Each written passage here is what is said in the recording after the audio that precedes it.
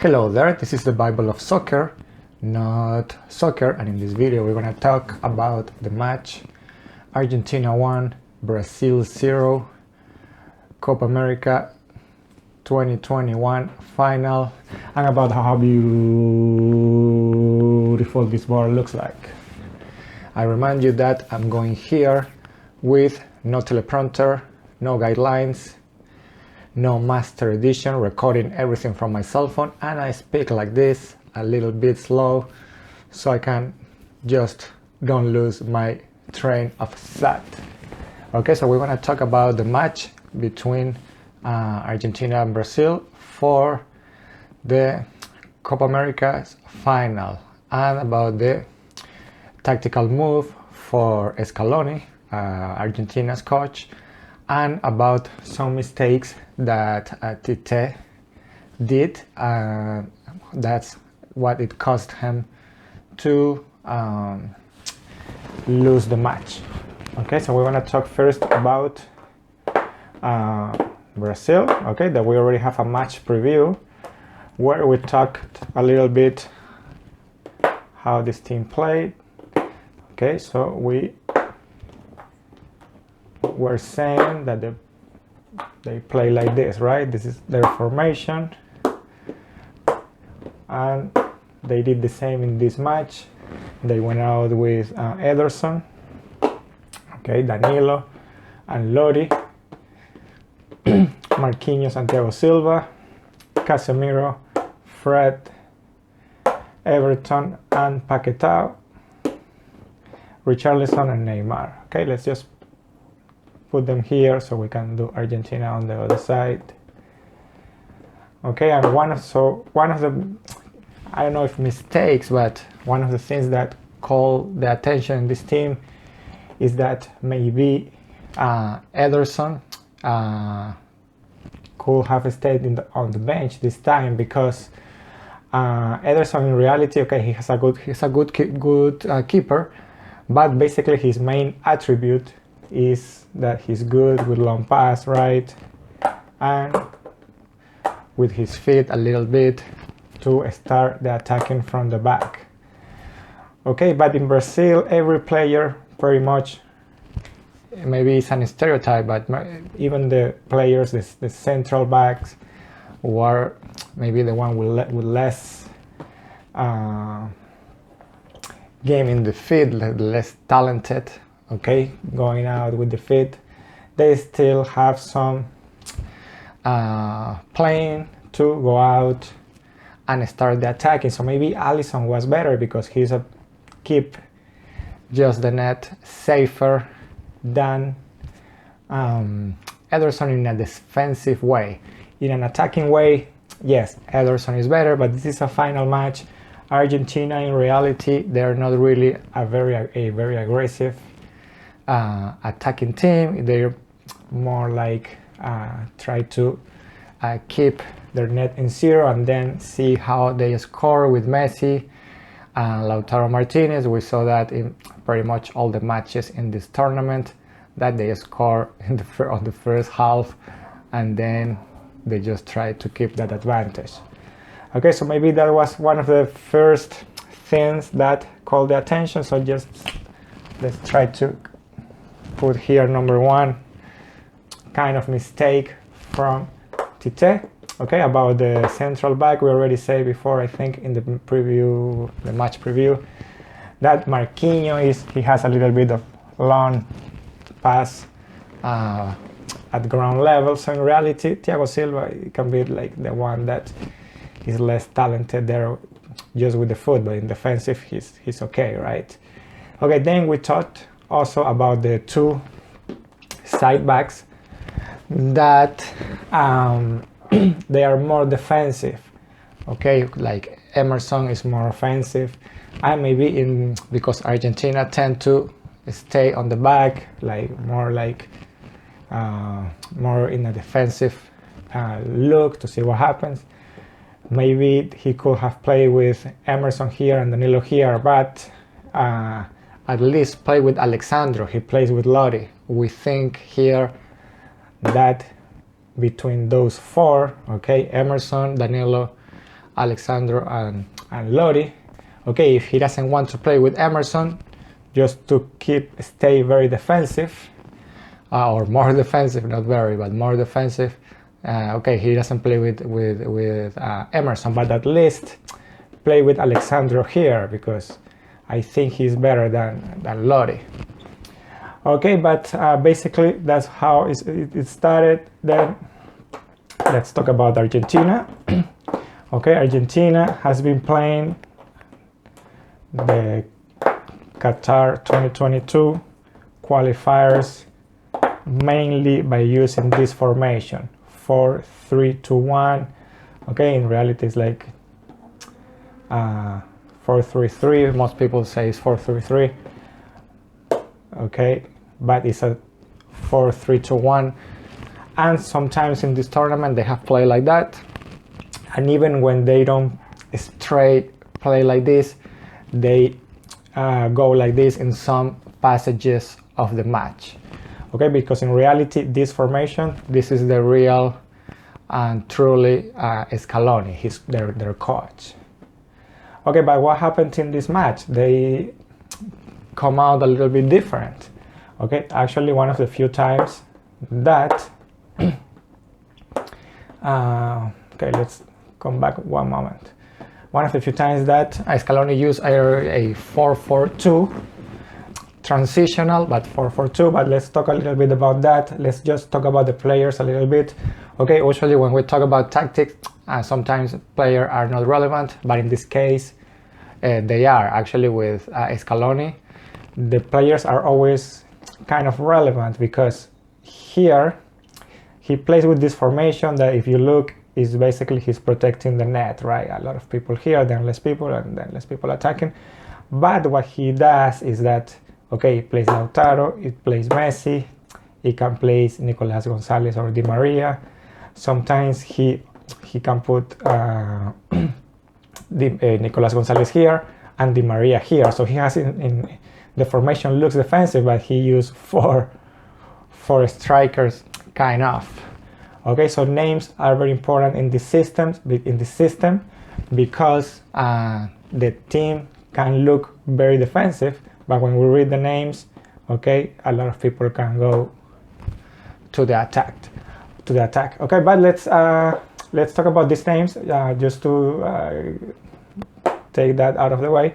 So Lautaro, I'm gonna say how they sometimes play. Like I say, Nicolas Gonzalez or Di Maria, Messi, and then here Leon Paredes. Sometimes it's Guido. Okay, usually it's Paredes. Guido is been more like recently. I think he started only in the 1 or 2 times. And sometimes, well, one time they play with Guido and Leandro Paredes together, but usually it's Lo Celso and Di Paul. Okay, in reality, Di Paul plays there and Lo Celso here, but they changed their position just to cover some deficiencies that he has in the final line of 4, sometimes with Otamendi. So because Lo Celso is more defensive and Otamendi is more offensive, to keep the balance, he put them kind of there like together. And okay, so here he plays with Acuna, Montiel, Romero, and as I mentioned, Otamendi, and of course Martinez, the goalkeeper that tried to intimidate, or he did intimidate some of the Colombia penalty kickers. Okay, so let's see what happened today. Usually Di Maria plays here.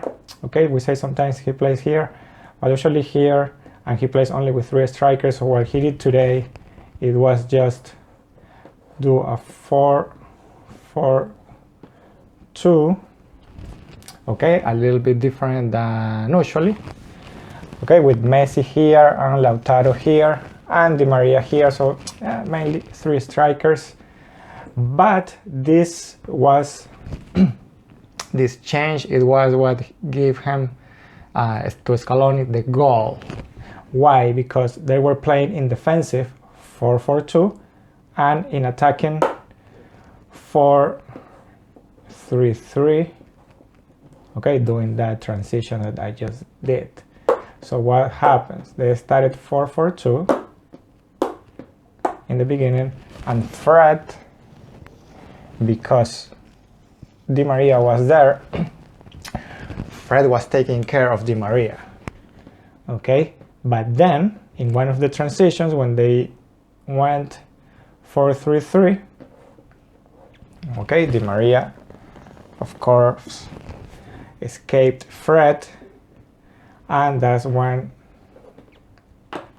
the goal came. And of course, the unfortunate situation for Lodi that he did kind of a mistake by losing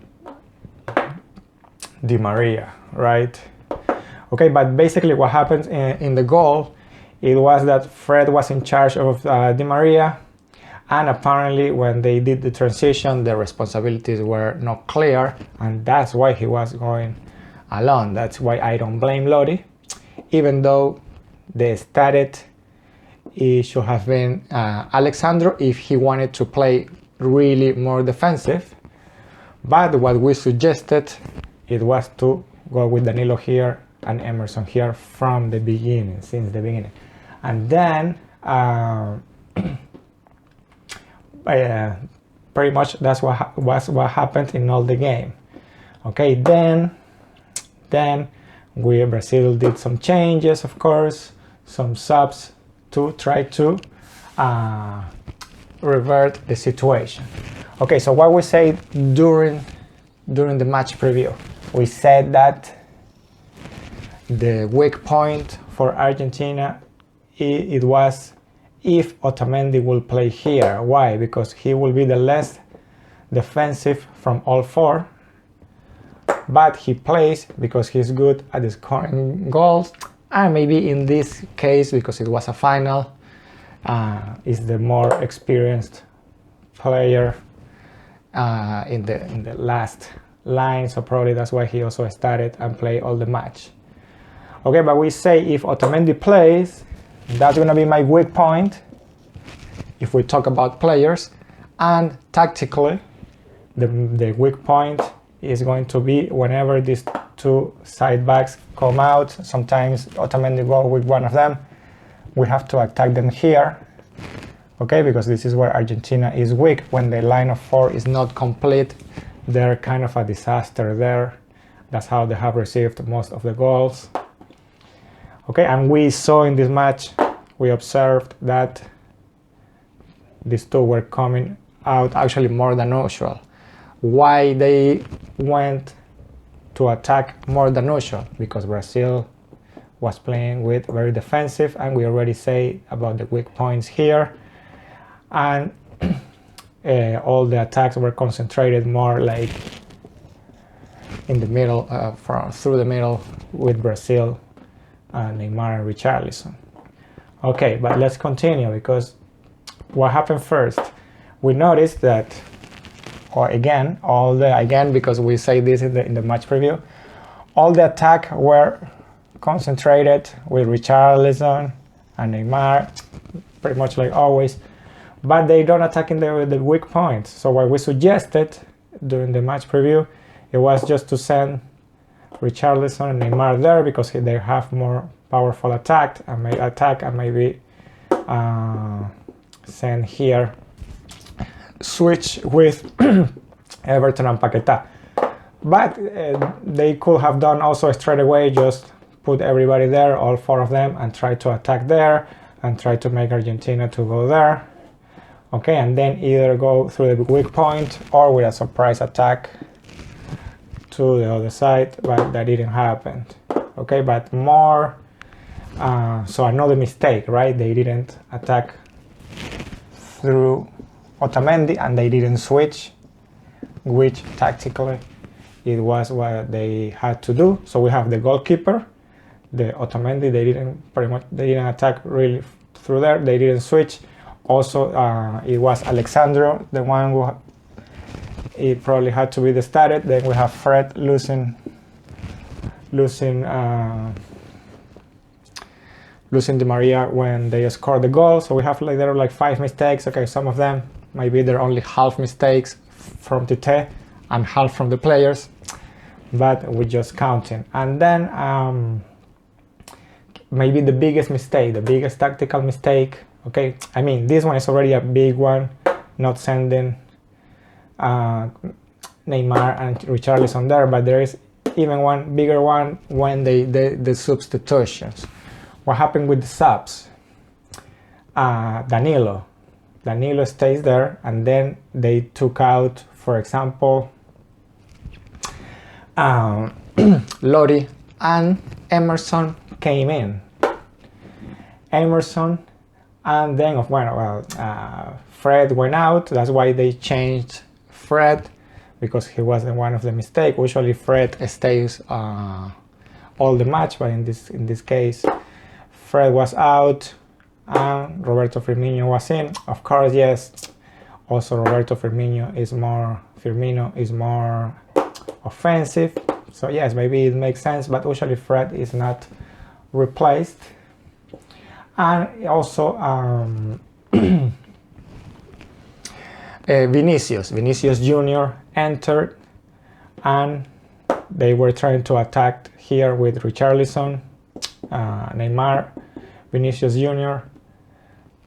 And the biggest mistake of all, it was Emerson, because Emerson played on the left side.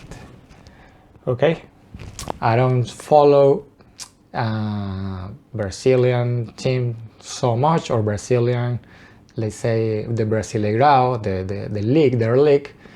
I don't know exactly the past of Emerson, but at least I've been following Betis in Spain, and Emerson always plays on the right back. I'm not sure exactly how many times he has played on the left side, so he's changed the position. On the other side, Danilo, he can play both right and left, but Emerson, I don't know how many times he has played on the left side. He usually plays, or I mean, I only have seen him playing on the right. But Tite decided just to put him on the left side. So player Emerson is more offensive than Danilo. We're talking about the subs. So Emerson is more offensive. So let's change the color maybe, and more offensive. Vinicius Jr. play on the left side, and Neymar and Richarlison. Okay. What can we notice here? Besides, on top of Emerson playing on the wrong side. Okay, so people can tell me, yes, but Vinicius, he plays better on the left side. Yes, but he also can play here. The only one who is really out of position is Emerson, and he is really offensive, so we need him here. And the other reason why we need him there, it is because the weak point is here. This is the weak point. So I concentrated a lot of offensive players, not on the Argentinians' weak point. I just tried to go through here. We saw that Emerson was doing really well. Okay, and he got some good chances. Actually, the best chances Brazil had, it was when Vinicius Jr. or Emerson came here and then did change the ball precisely through Otamendi's side.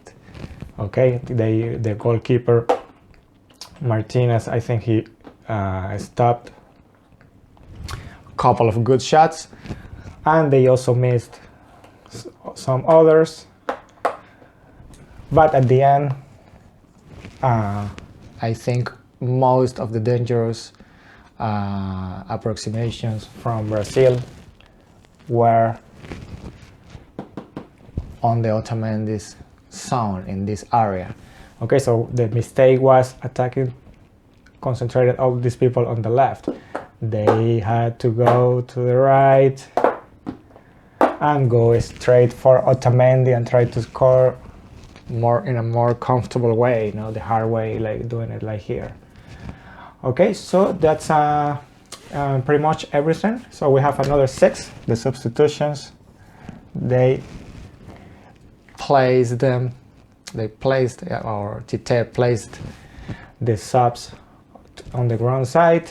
And also something important to notice is that in the beginning, like in the first 5 minutes, Argentina tried to pressure Brazil over there, but apparently it was a bluff. It was only for 5 minutes. Then they just stayed back. Okay, it is a mistake we already mentioned in this channel before, or in this in the match preview. I'm not sure, but in another videos that I have in another channel, we have mentioned that you don't pressure Brazil over there. Okay, you don't do that. For the same reason I said in the beginning, even the worst player, they had a little bit of good dribbling or good play with the foot, and they will escape from you, and then their counter-attack, it can be really bad. Okay, so we have said that there are 2 teams that you don't pressure, you don't do high pressure. One of them is Brazil, because of this reason. They have a good play with the feet, and they can escape from you by improvising, okay, because they're talented with that. Even the worst player, which is Thiago Silva, he can escape from you. The worst player, I mean, for the attack. And the other team is Italy. Okay, why you cannot do high pressure with Italy? Let's say now the blue are Italy, because they have there are a lot of players, not only for this team, the current Italian team, but others Italian team from the past. They have a very good long pass. Okay, actually, if we watch the Calcio, the Italian league, we always gonna see that goal that is a long pass from the back, then 1 or 2 passes and goal. So the Italian players are very good on that. And if you go and pressure them there, okay, with some people, they're gonna do that long pass that they do very good, and you're gonna lose a lot of players, and most likely it's gonna be lethal. Okay, so Argentina tried to do high pressure on Brazil like in the first 5 minutes, but it was just a bluff. I don't know if it was like a tactical try to just mind play with Brazil or something. But they did it, and then they didn't do it anymore. So I see it more like a bluff, like just trying to make Brazil believe that they're gonna keep doing that, but they didn't. So yes, basically, well, we already mentioned six kind of mistakes that Brazil did, or Tite. And the other thing, okay, let's talk a little bit about Argentina, because they also did some subs, but basically Argentina stayed the same, right? As we observe, they just I think Lautaro went out, and no, Lautaro no, Di Maria went out, and Nicolas Gonzalez came in, which is another striker. Okay, Lautaro also went out, and Palacios went in. So another striker is position by position. All Argentinians playing. Also Romero went out, and Pesela was in. So it was position by position, just that. And this is when some coaches, yeah, they say, okay, we're winning 1-0. It's like 10-15 minutes left. Let me just take out the striker and just play with an extra defensive element. But Scaloni didn't do that, okay? He just replaced position by position to try to stay with the same pace all the time, even when Brazil was attacking a lot. And that was a good decision, okay? That's just what we can call like a cold-blooded decision, because it's difficult to don't get into the temptation to just be a little bit more defensive, or in the opposite, just to try to sub with a player that can stay with the ball longer time. Well, Paredes was out and Guido Rodriguez was in. Maybe Guido Rodriguez is a little bit, just a little more offensive, but anyways, but pretty much stay the same. And it's important to mention that even that they were playing 4-4-2 for the when they were defending, it's very important to mention that he could have gotten into the temptation to replace Di Maria, maybe with a defensive midfielder or with another defender, but he didn't. He put another striker, and it was worth it at the end, because they didn't unbalance the team. They just kept with the same pace, and I think that's difficult it's a difficult decision to take if you are a goalkeeper and in this kind of matches. But he believed that was the way, and it worked.